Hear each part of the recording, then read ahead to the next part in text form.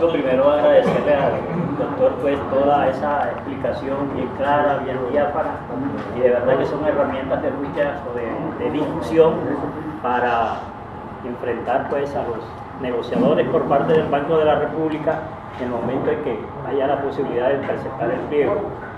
Es que a mí me llama poderosamente la atención cuando usted señala el tema de los intereses, no solamente el tema de los intereses cuando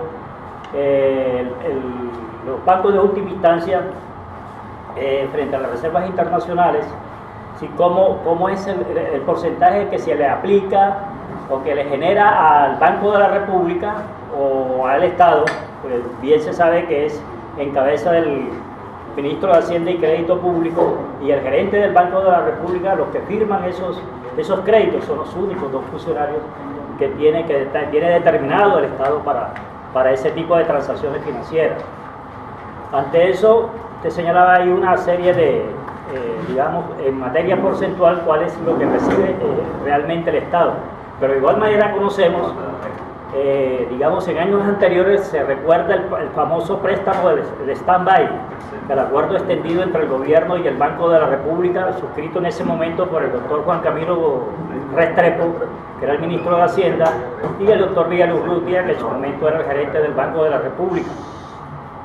Sabíamos de que esos 750 millones de pesos tenían unos intereses también que el país tenía que digamos, que pagarle a ese Fondo Monetario Internacional, que fue el ente que prestó ese dinero. En ese momento, la tasa de interés que se generaba para ese tipo de transacción era la prime rate, la famosa prime rata, la que genera para ese tipo de préstamos internacionales. Pero que en ese momento, por la misma situación del país y el riesgo que tenía el país frente a los grupos insurgentes, era la tasa más alta que se le cobraba, en este caso a Colombia, por debajo de Cuba y de Irán, que eran los intereses que le cobraban por esos préstamos, los préstamos más altos.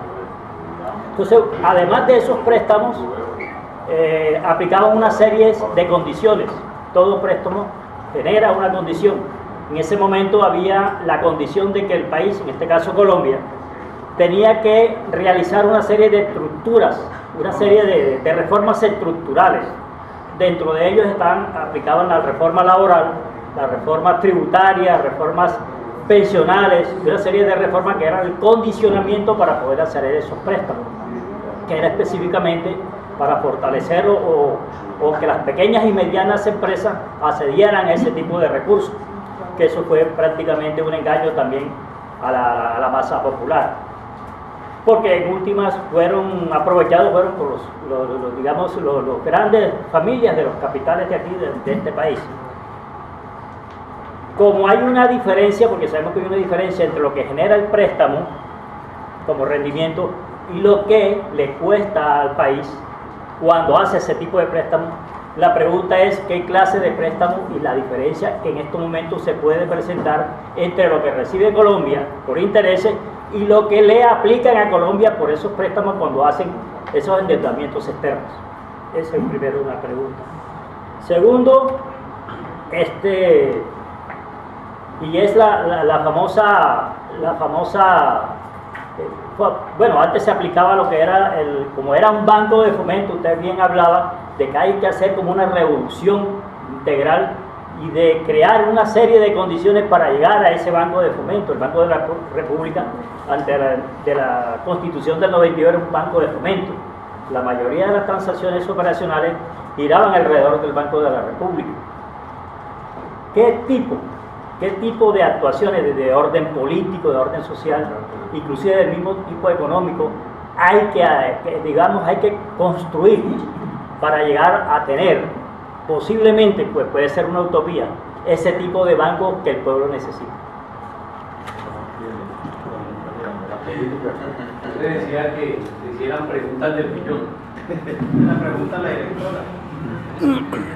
Bueno, me parece, primero que todo, muy interesante la explicación del compañero previa a la pregunta, porque hay una cosa fundamental, ¿no? El Fondo Monetario tiene dos líneas de crédito, una condicionada y otra no condicionada, y efectivamente el acuerdo stand-by que se hizo en el año 2000 precipitó la profundización del modelo neoliberal, y efectivamente ahí al centro de eso estuvo el Banco de la República, ¿no? Es algo que no hablamos, que quizá no alcancemos a hablar hoy, cuál es el impacto de las medidas macroeconómicas que ha tomado la dirección del banco frente a la situación del país y lógicamente frente a la situación sobre todo de los más pobres, y cómo efectivamente ha favorecido a los más ricos.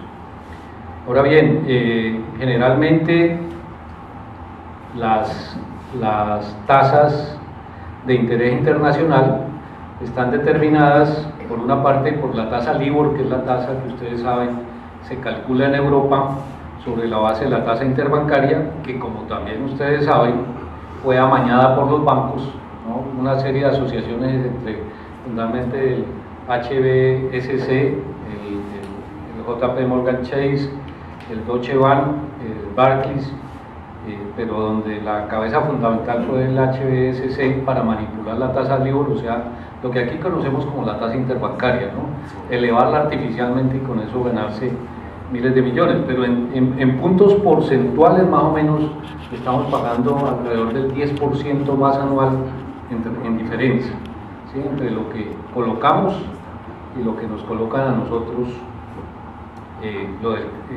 el capital, digamos así, internacional, teniendo en cuenta, y que me parece otra cosa muy importante lo que dijo el compañero y que es la respuesta, es que el sistema de préstamos ha venido modificándose radicalmente en el mundo.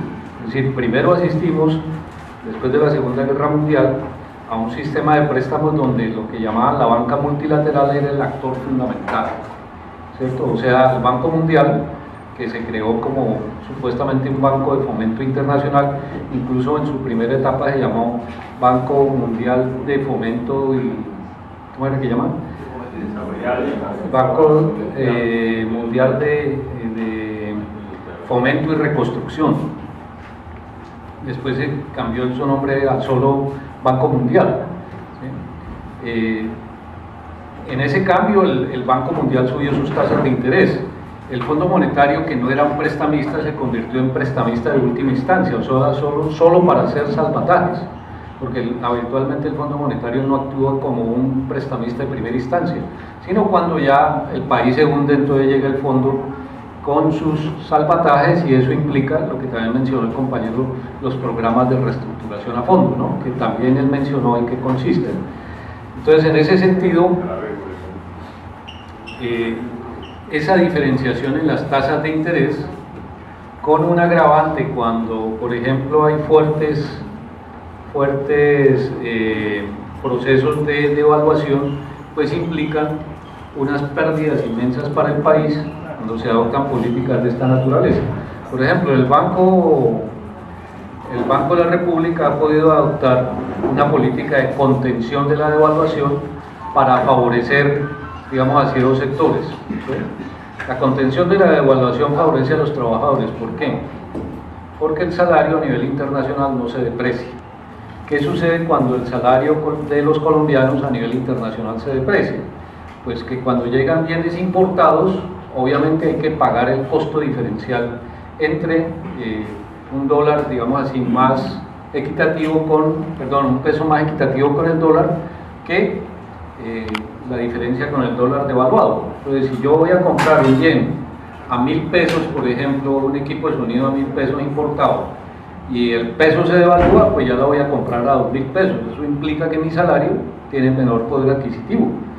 Entonces, sí hay un impacto directo de la devaluación en los salarios de los trabajadores. Al mismo tiempo hay un impacto, digamos así,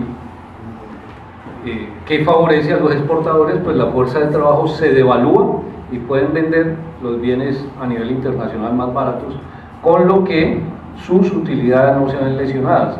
Es decir, hay una doble transferencia, una transferencia en el sentido que podríamos llamar negativo de la reducción del poder adquisitivo de los trabajadores, y otro tipo de transferencia que es de los bolsillos de los trabajadores a los exportadores. Bien, no sé si le contesté esa primera pregunta. Ahora, la segunda pregunta que me parece clave, porque es una discusión que ustedes deben hacer, consiste en que ustedes saben bien que hay un Fondo Latinoamericano de Reservas, ¿cierto? El Fondo Latinoamericano de Reservas se ha convertido en un adorno. Su papel fundamental era constituir un gran banco de reservas, entre otras, se alcanzó a plantear la idea por parte de Brasil, de lo que llamó el Banco del Sur, en donde todos los países latinoamericanos podrían depositar sus reservas y prestarse entre sí. ¿Cuál era la ventaja de esto?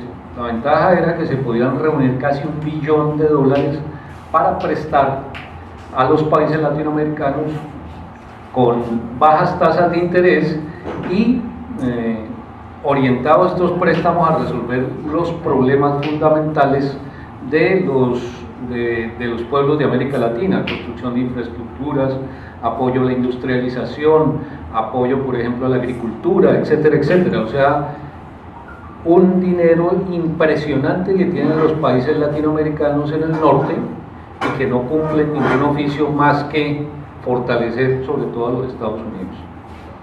Pero esa idea nunca progresó. ¿Por qué no progresó? Precisamente por la oposición de los Estados Unidos. Si los países latinoamericanos juntan su dinero y lo prestan entre sí a bajas tasas de interés y con unos propósitos precisos, eso funciona.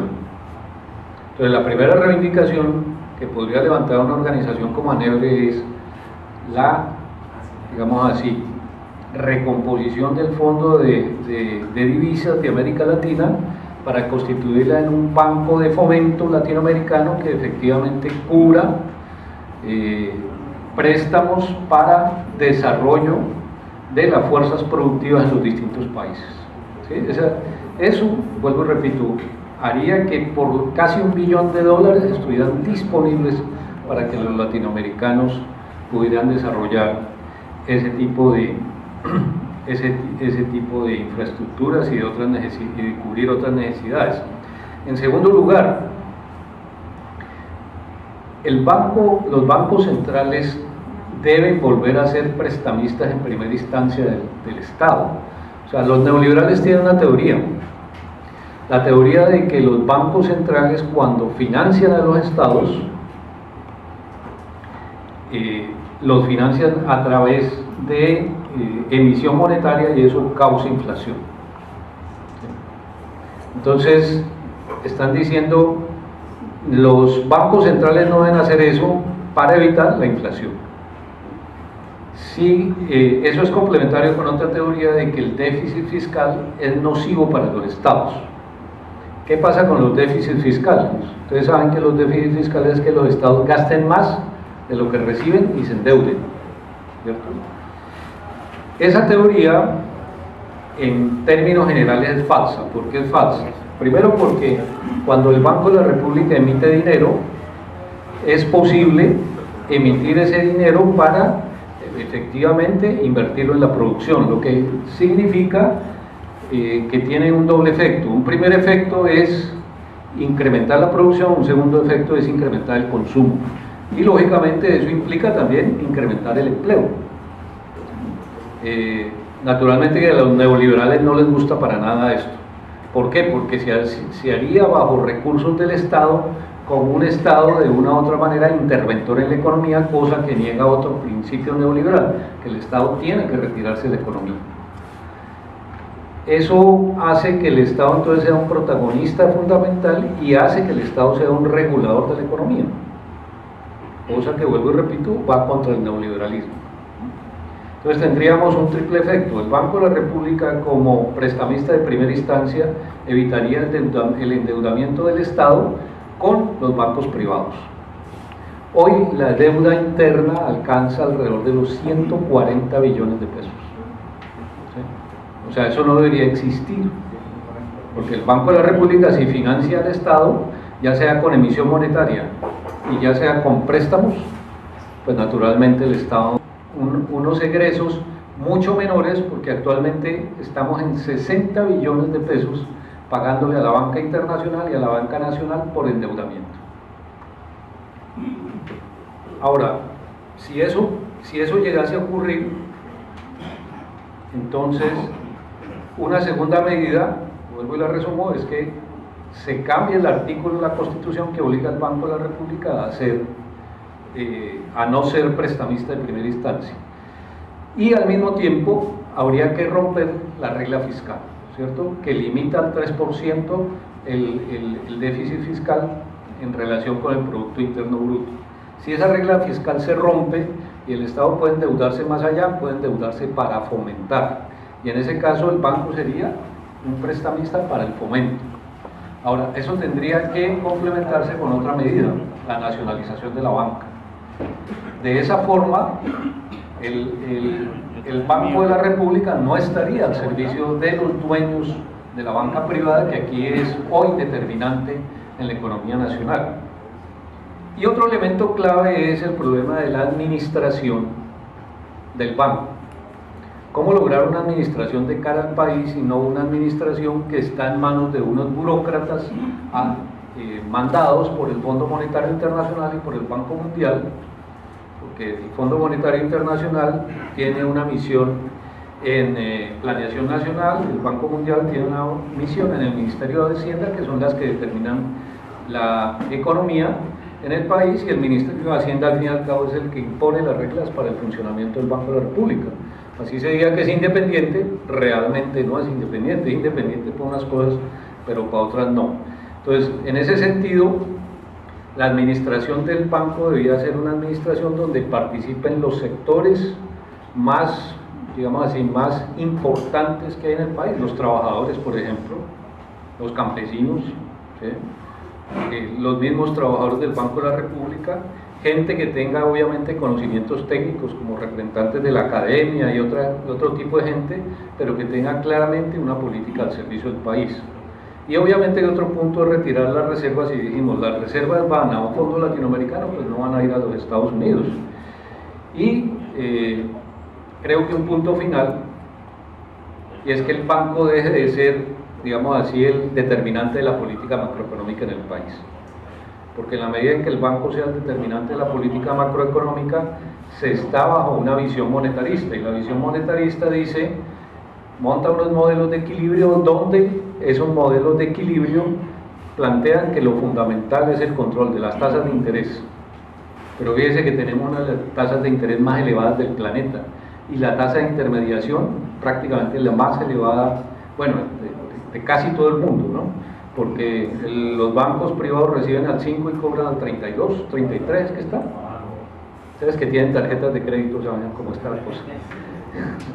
33.6, o sea, tenemos un diferencial de 28.6 puntos de intermediación, y una barbaridad. En ese sentido, mientras subsiste esta política de que la emisión monetaria es mala a pesar de que la hacen, de que las tasas de interés hay que controlarlas como un factor fundamental cuando realmente no las controlan, que los bancos tienen prácticamente libertad absoluta para imponer esas tasas de interés. Fíjense ustedes la última medida de recorte del Banco de la República de las tasas de interés, que no tienen ninguna repercusión en las tasas que paga el público. Entonces, bajo esas políticas, pues es imposible. Yo diría, si ANEBRE empieza por desarrollar esa discusión con la población, es muy importante desarrollarla con la población, con los trabajadores, y diseñar una propuesta de banca central que sirva al país, que remunere bien a la gente y que realmente imponga unas reglas del juego a lo que podríamos llamar la banca y los actores financieros, pues otra cosa, otro gallo cantaría, ¿no? Eso implica también el cambio del modelo neoliberal. Sin el cambio del neoliberalismo, cualquier medida que tome el banco no tendría sentido, ¿no? Y para poder cambiar el modelo neoliberal, pues hay que cambiar las relaciones económico-sociales en el país. Y eso es un esfuerzo gigante de muchísima gente, de millones de personas, pero es un esfuerzo que puede salir de un salón de estos, ¿no? Si hay la voluntad de los trabajadores, de los campesinos, como decía Moisés, etcétera, etcétera, de ir avanzando poco a poco en construcción de este tipo de desarrollos. Entonces, pienso que la negociación va a ser un primer paso en eso. ¿Por qué? porque ustedes se van a ver frente no solo a un patrón, sino a una política que es fundamental para el país. O sea, lo que ustedes se enfrentan realmente no es una negociación cualquiera, es una negociación donde se van a discutir elementos claves de la política del país. Porque lo que va a decir allá el banco es: nosotros no podemos movernos un centímetro porque entonces todo el modelo de equilibrio que hemos montado se cae, ¿sí? Y efectivamente, no quiero decir que eso sea difícil, imposible, sino lo que quiero decir es que ustedes van a sostener una discusión en dos planos en esa mesa. La discusión de las reivindicaciones de ustedes y la discusión de la política del banco, porque están atadas unas a otras, ¿sí? Y la disculpa fundamental del banco es, y va a ser, que hoy la macroeconomía está desequilibrada, que la economía del país está mal y que por tanto el banco no se puede mover porque va a ser al estilo de la teoría del dominó, ¿no? Que cae la primera ficha y cae el resto.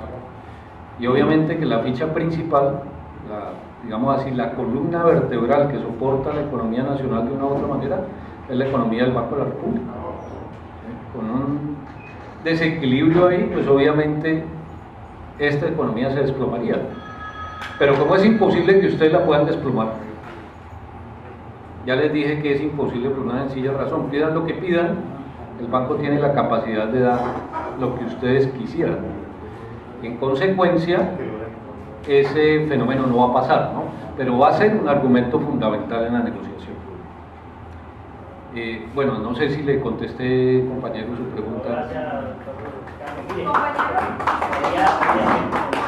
la respuesta que usted manifiesta, y de verdad que se le agradezco. Me surge a mí otra pregunta, y es que vemos de que digamos, en el caso de Estados Unidos hay una política de sostenibilidad, digamos, de sostener unas condiciones frente a esos préstamos. Se conoció de que en el Congreso de Estados Unidos, en su balance, los ingresos que generaban los intereses a estos países de economía resentida era para subsidiar personas de la tercera edad, allá de ese mismo sector. La pregunta sería: ¿será que Estados Unidos mantendría o evitaría de que estos países latinos superen esa crisis económica? Bueno, esa es la pregunta, si sí o no, teniendo en cuenta de que esos intereses generan unos subsidios para las personas de la tercera edad. Ahora, segundo, hay que hacer también una política o un esfuerzo contrario frente a ese sostén de esa política que tiene Estados Unidos para con los préstamos que le hacen a los países latinos. Bueno, que usted plantea unas cosas muy, yo diría muy importantes, porque hay veces se le escapan a uno muchos elementos. Indudablemente que para Estados Unidos una política independiente de los bancos centrales, ¿no? Independiente de los intereses de las grandes corporaciones, de los grandes bancos y de la misma política de los Estados Unidos, pues no es nada conveniente. Porque imaginémonos una situación donde salgan de un momento para otro $1 billón de los Estados Unidos y eso se concentra en un fondo latinoamericano. Eso traería 2 o 3 efectos muy graves, ¿no? Uno es la misma financiación interna de los Estados Unidos. 2, el problema de que América Latina no seguiría generando unos flujos enormes hacia el norte de intereses. O sea, si mal no recuerdo, América Latina en la década del 60 pagó $200.000 millones en interés a Estados Unidos y la deuda subió a $400.000 millones. En la década del 80 pagamos $400.000 y la deuda subió a $800.000. En la década del 90 pagamos $800.000 y la deuda subió a $1.200.000. Y en la actualidad estamos girando alrededor de $1.200.000 anuales a los Estados Unidos, los países latinoamericanos, ¿sí? Imaginémonos entonces que ese flujo se revierta. El hueco que crearía en la economía de los Estados Unidos sería algo extremadamente enorme. Acordémonos de otra cosa: en Estados Unidos 120 millones de personas viven de la especulación. decir que esto generaría un impacto sobre la población de los Estados Unidos muy grave. Por eso ellos harán todo el esfuerzo habido y por haber porque esta situación no se produzca. ¿Sí? Donde América Latina, China, Japón y sobre todo Arabia Saudita llegasen a retirar los recursos que envían hacia los Estados Unidos, eso se quebraría como una cáscara de huevo, porque dependen de los recursos. Yo creo que particularmente, y por eso es muy importante aquí que todos los que estamos presentes lleguemos a un acuerdo, particularmente hay que librar una campaña entre todos para que esta política cambie, ¿sí? Si los trabajadores del Banco de la República se proponen hacer eso solo, nunca lo lograrán, porque este es un problema nacional vital, fundamental. El flujo de recursos desde aquí hacia los Estados Unidos implica menos bienestar para la población, ¿no? Imaginémonos que nosotros dispongamos de 40.000 millones de dólares anuales para resolver los problemas de ese país, pues lo resolveríamos en 5 años, pero ese dinero no se queda aquí, se va. Así podría suceder igual con América Latina. Por tanto, diríamos que una política en ese terreno, la cual ANEBRE podría encabezar, podría ser la cabeza de ese proceso, favorecería en el largo plazo a los intereses nacionales fuertemente. Pero para eso hay que amarrarse duro, ¿no? Hay que lograr que todos los compañeros conozcan la realidad, organicen, se junten, luchen con mucha gente para conseguir ese objetivo. De modo que alcanzar un resultado de esa naturaleza tiene que ser un gran esfuerzo nacional, y pienso yo que ustedes están dando pasos en esa dirección que son válidos y que serían muy importantes. En consecuencia, esta negociación va a ser como un punto de partida, ¿no? Un pistoletazo en una carrera de 42 kilómetros, una gran maratón, donde ustedes dicen, nos estamos beneficiando, pero estamos llamando a la población a que esto cambie. ¿Qué pasa si no cambia? Si no cambia, los perjudicados van a ser ustedes, porque cada vez más el banco va a decir, no hay. ¿Sí? Ese es el San Benito que van a utilizar y que naturalmente les va a perjudicar gravemente. Bueno, pues, espero que esa respuesta les sirva de algo y les agradezco mucho. Creo que no hay más preguntas.